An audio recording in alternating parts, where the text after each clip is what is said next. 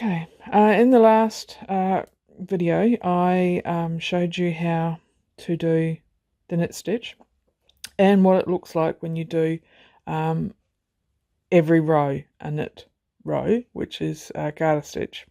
So now what I'm going to do is I'm going to show you how to do purl stitches. So next row, turn the needle. When you're doing knit stitches, what I showed you in the last video is that you take the needle and you insert it in the front of the stitch, front to back, left to right. For a purl stitch, you're working at the front. You take the needle and you insert it from the back to the front. So a knit stitch is front to back, a purl stitch is back to front. And then you take your tail, you wrap it around the needle, you pull it through the loop through, and you slip the stitch off.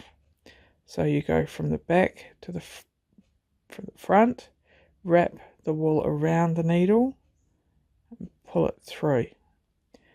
Wrap the wool around the needle, pull it through, slip the stitch off. Again, from the back to the front, wrap the wool around, pull through a loop, slip the stitch off.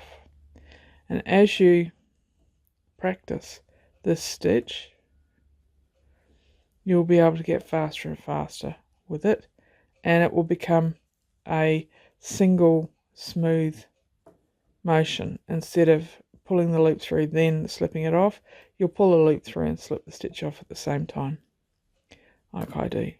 Okay, I'm just trying to get to the end of the row so I can turn it around and show you what a combination of knit and purl stitches is going to look like.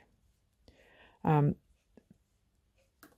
row knit, one row purl is called stocking stitch or stockinette stitch, depending on which country you're from.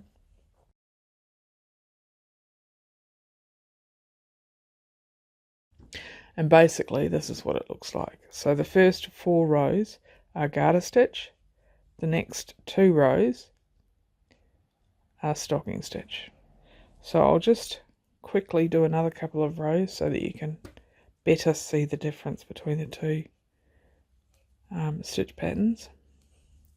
Now once you've mastered these 2 stitches, a knit stitch and a purl stitch, once you've read up or practiced a little bit with increases, decreases, you will be able to knit pretty much anything. But knitting does take time to master. The techniques are relatively simple, but it involves manual dexterity and muscle memory. So you're going to have to knit quite a bit to get to the point where you are comfortable and you can knit with ease. Okay, so that's a knit row that I've just done. You're starting to see the stocking stitch fabric. Now I'll do the purl row, and again, just to demonstrate, you go from the back to the front, wrap the wool around, pull a loop through, slip the stitch off. Sorry about my thumb getting in the way. And we'll just quickly do this row.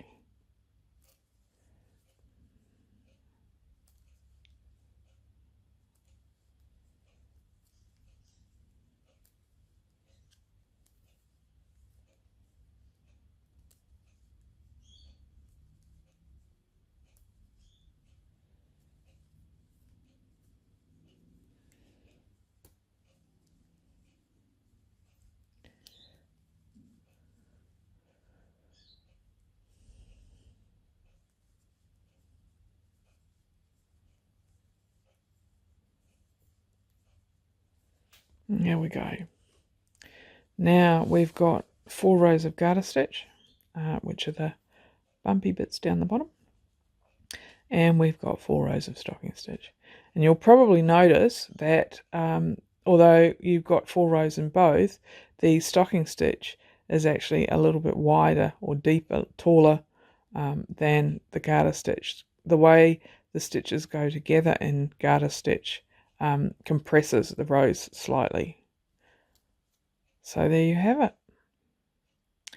that is how to do purl stitches and what it looks like when you combine it with a purl row with a knit row to get stocking stitch. See you in the next video.